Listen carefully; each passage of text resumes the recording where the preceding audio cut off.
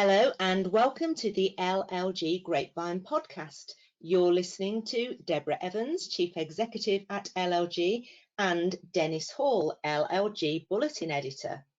Hello everyone.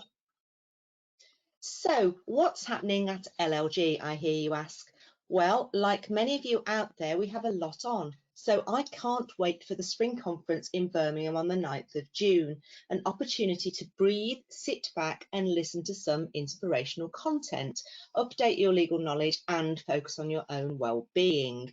We've got some fabulous speakers for you, including two mayors, the Centre for Governance and Scrutiny, a green panel looking at all these practical things that you can do within your local authority, the big reveal of our equality, diversity and inclusivity data, plus some tips on how to improve social mobility, lots of information on the big topic of levelling up. And also, if that's not enough, it's the much celebrated LLG Awards in the evening. Could you be a winner? Well, come and join us and meet me for a coffee and a chat. I have to say I am delighted to be stepping in this week as Helen is enjoying a well-earned break. So obviously it gives me an opportunity to talk about lots of things that I'm interested in. So Dennis, what have you got first for us this week? Well, Deborah, I begin with the new diversity duty. As you know, LLG have long recognised the central role that lawyers in local government have in developing solutions to both climate and environmental issues. And now local authorities will have new duties in relation to biodiversity. Here's more on this. Public authorities who operate in England must now consider what they can do to conserve and enhance biodiversity in England. This means that as a public authority, local authorities must also consider what steps they can take.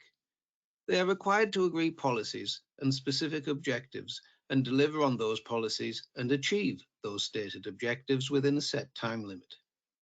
Public authorities must complete their first consideration of what action to take for biodiversity by the 1st of January 2024.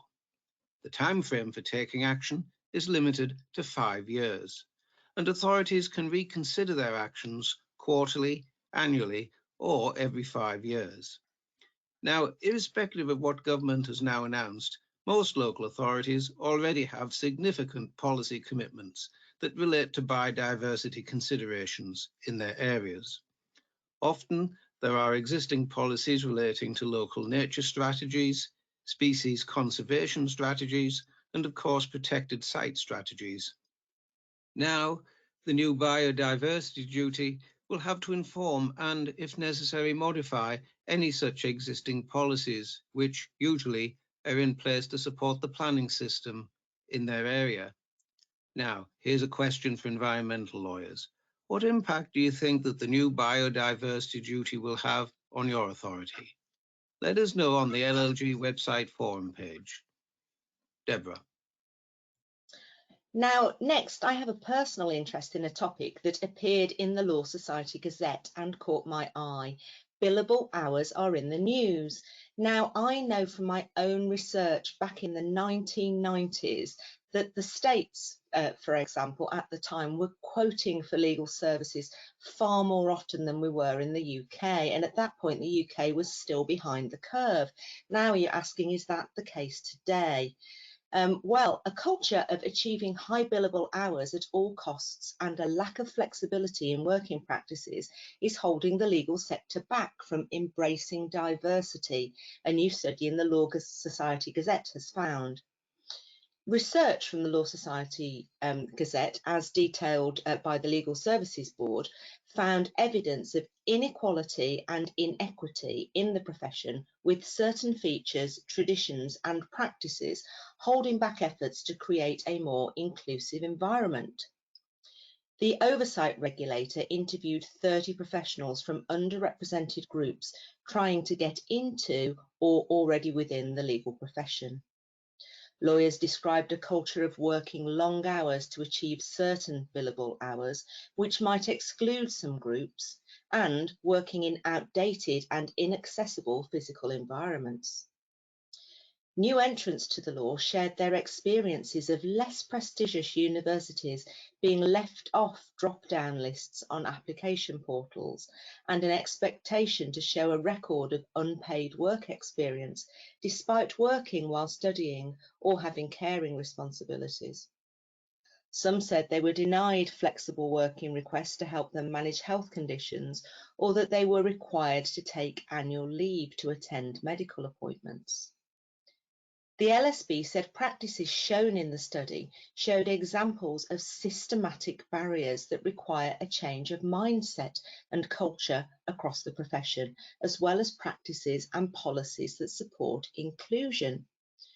Matthew Hill, Chief Executive, said the insights provided by this study highlight enormous opportunities to make things better by changing the way the sector does business.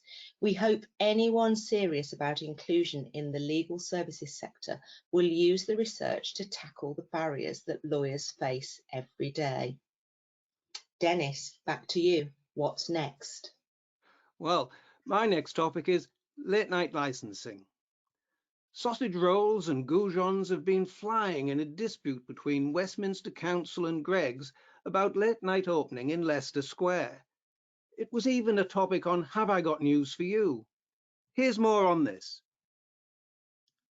Bakery chain Greggs has accepted a deal from a London council, which means it can sell hot drinks into the early hours, but not chicken goujons and other hot food.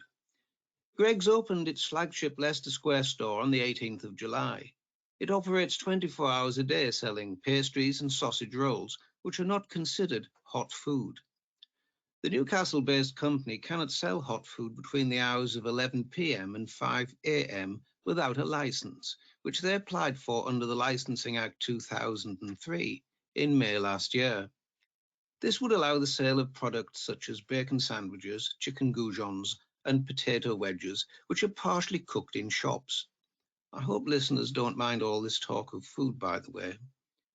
Now, a Westminster City Council licensing subcommittee heard from the police, who said the force opposed the application on the grounds of preventing crime and disorder. They said that there were several late-night eateries in the locality which were a focal point for late-night revellers. The subcommittee rejected the application, concluding that Greggs had not provided sufficient reasons as to why the granting of the application would promote their licensing objectives. Greggs were due to appeal the decision at Westminster Magistrates Court, but the hearing was abandoned as the parties got round the table and reached an agreement. The licence is also subject to significant conditions, which include the installation of CCTV at the premises, the use of door supervisors, and the clearing of litter outside the premises. Mind, I don't know of any other bakery that has its own door staff. Deborah. Thank you very much. And who doesn't love a sausage roll?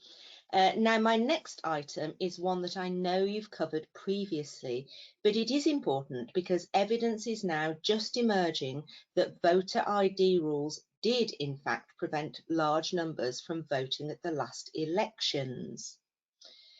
BBC data shows that thousands of people did not vote in England's local elections as they did not have the correct ID.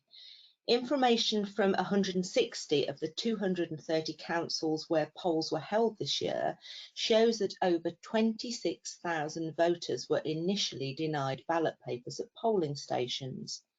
Of these, nearly 17,000 people came back with valid ID, whilst almost 10,000 did not return. Now, this is a relatively small number of voters, although campaigners warn this would not capture all those affected. England's local elections on the 4th of May were the first in Britain where people had to show photo ID, such as a passport or a driving licence, to vote in person.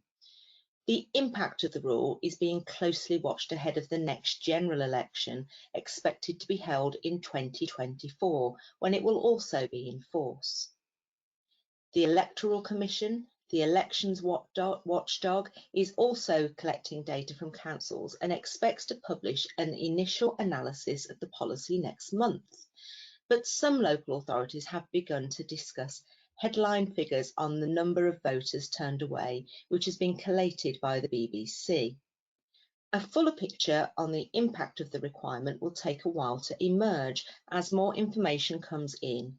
Some information collected, including on voters suspected of forging ID, is not being published by councils. Working out the proportion of eligible voters turned away due to the ID rule is difficult because of the differences in how councils have recorded the data. Some provided voters denied a ballot as a percentage of those voting at polling stations on the day, with others providing it as a proportion of those eligible to vote in person or of the total electorate. Now, again, this is something that's going to be a plenary slot at one of the spring conference sessions, so come along if you want to know more. So, Dennis, what's your last item today? Thanks, Deborah. Well, my final subject concerns EU law revocation. Taking back control and being oven ready are phrases that trip easily off the tongue, but political rhetoric seldom translates easily into good law. Hence the latest U-turn from the government concerning its flagship Brexit policy to remove EU law within a year. Now, here's the story from the perspective of the trading standards experts. Legislation covering vital protections for food, product safety laws and regulations affecting animal health and welfare are now safe from being lost at the end of 2023.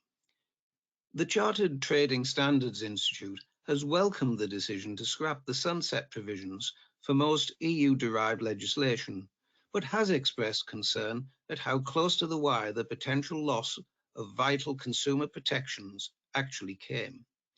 The Institute, along with its Safeguarding Our Standards coalition of charities and consumer organisation Which, have all been campaigning tirelessly to call for a delay to the government's proposed retained EU law bill.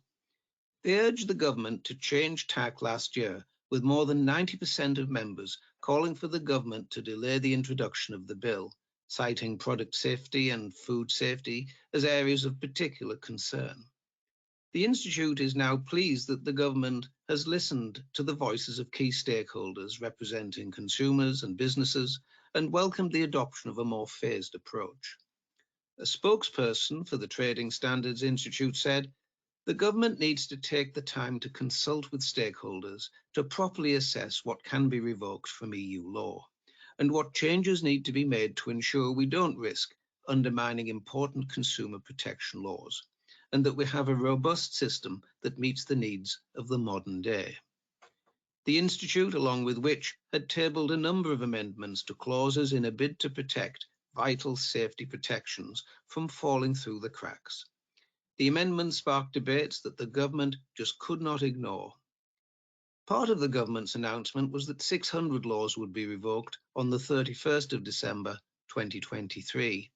And the Institute, along with its experts, will be reviewing these laws to ensure that nothing is being lost that will harm consumers or businesses. Deborah, back to you. Thank you.